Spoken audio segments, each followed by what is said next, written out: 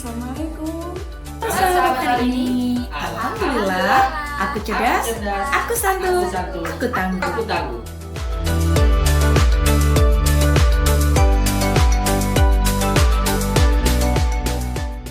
Assalamualaikum warahmatullahi wabarakatuh. Halo adik-adik, kali ini kita akan belajar tentang hitungan campuran. Kita belajar mandiri bersama Kak Aya. Kalau kakak tanya apa kabar jenius hari ini, jawabannya adalah Alhamdulillah, aku cerdas, aku santun, aku tangguh. Alhamdulillah ya. Nah, kesempatan kali ini kita bakal bahas tentang hitungan campuran adik-adik. Jadi, hitungan campuran itu dalam satu soal kita akan membahas tentang pertambahan, kekurangan, perkalian, juga ada pembagiannya. Tapi rumusnya adalah kita harus memprioritaskan perkalian, pembagian, baru tambahan dan kurangan. Tapi kalau misalnya dalam satu soal itu ada yang di dalam kurungin, kita harus prioritaskan yang di dalam kurungin dulu. Baru nanti kita selesaiin yang perkalian atau pembagian, baru penjumlahan dan pengurangan. Nah, selain tambahan, perkalian, kurangan, pembagian, dalam satu soal juga memuat persenan, pecahan, desimal. Nah, jadi satu soal tuh bakal ada persenannya, ada pecahannya, ada desimalnya gitu. Jadi satu soal tuh nggak tentang pecahan aja, enggak. Jadi dicampur-campur ya, itu yang dinamakan tentang pecahan campuran. Untuk lebih jelasnya kita langsung masuk ke contoh soal. Nih, misalnya kakak punya 25% dikali 3 1/3 dikurang 0,25 ditambah 6 dibagi 2/3 sama dengan, langsung aja ya, penyelesaiannya adalah sama dengan dalam kurung dulu 25%. 25% ini kalau kita jadiin persenan, artinya kan 25/100. Nah, dikali berapa nih? 3 1/3. Bisa disederhanain nggak? Bisa dong.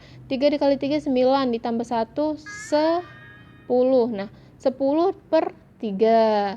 Tutup kurung jangan lupa. Terus diapain? Dikurang. Nih, kurang. Habis itu 0,25 nih. 0,25 dijadiin pecahan. Gimana caranya? Gampang, tinggal kita geser aja nih si komanya ke belakang. Kan di belakang koma ada 2 angka, jadi hasilnya 25/100. Habis itu ditambah 6.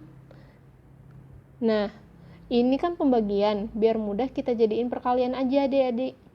Kalau dijadiin perkalian, pembilangan dan penyebutnya harus dibalik.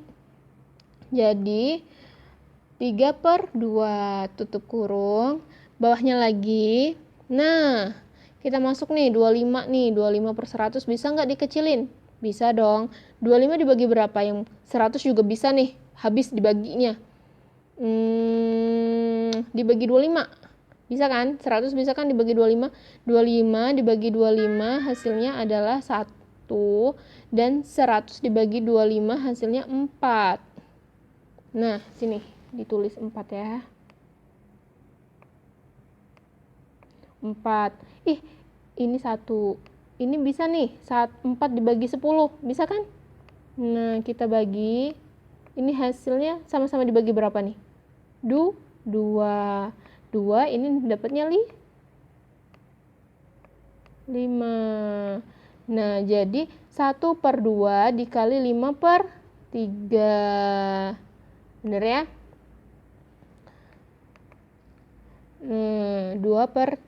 5/3 ya, tutup kurung jangan lupa dikurang. Nih, lagi nih 25/100. 25/100 bisa kan disederhanain lagi, jadi dibagi 25 hasilnya 1, 100 dibagi 25 hasilnya 4, jadi 1/4 ditambah dalam kurung 6. Nah, 6 kita tulis aja dulu ya, dikali 3/2 tutup kurung, bawahnya lagi. Ini karena perkalian adik-adik, jadi langsung aja kita kaliin. 1 kali 5, 5, 2 kali 3, 6. Jadi 5/6 dikurang 1/4 ditambah. Nah, ini kita bagiin dulu, kita ini kan sama bisa nih dibagi. 6 dibagi berapa nih? 2 ya. Karena ini bilangannya udah kecil nih, nggak bisa dibagi yang lebih besar. 6 dibagi 2 hasilnya 3. 2 dibagi 2 hasilnya 1. Nah, jadi ini kan 3/1 nih. 3/1 artinya kan 3 aja nih, satunya bisa nggak dianggap kan. Jadi kalau ini 3 kali 3 hasilnya 9. Nah, bawahnya lagi. Ini karena bawahnya ini nggak sama nih, kita samain dulu adik-adik. Carinya dengan KPK. Nah, untuk pembahasan KPK kita bisa lihat di slide yang di video yang sebelumnya. Kakak udah pernah bahas tentang KPK dan FPB. Caranya gini, kita cari KPK-nya dulu ya. Persamaannya dulu 6 dan 4. Berapa angka yang bisa sama-sama bisa dibagi ke 6 dan ke 4? 3, 6 bisa nih, 4 nggak bisa. 2 bisa ya, sama-sama bisa, jadi kita bagi 2 dulu. Kita pakai pohon faktor 2. 6 dibagi 2 hasilnya 3. 3 bisa dikecil lagi nggak? Bisa, dibagi 3 hasilnya 1. Habis ya. Habis itu 4. 4 dibagi 2 kan tadi hasilnya 2. 2 dibagi 2 hasilnya 1. Jadi KPK dari 6 dan 4 adalah ini. 2 dikali 3 dengan 2 dikali 4. Jadi 2 kali 3 kali 2 kali 2 sama dengan 24. Nah, baru kita udah ketemu nih. Nah, ini adik-adik, karena 24 persamaannya, jadi 6 dikali berapa yang hasilnya 24? 6 dikali berapa ya hasilnya 24? Dikali 4. Jadi kalau misalnya bawahnya dikali 4, atasnya juga harus dikali 4. 5 dikali 4 hasilnya 20, 6 dikali 4 hasilnya 24. Jadi 20 per 24. Dikurang jangan lupa. Nah, ini juga 4 kali berapa yang hasilnya 24? 4 kali berapa yang hasilnya 24? 6.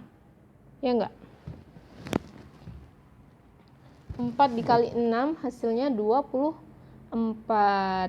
Jadi di sini, nah, kan sama-sama dikali 6 nih, terus ditambah 9 sama dengan 2, ini tinggal dikurangin aja adik-adik.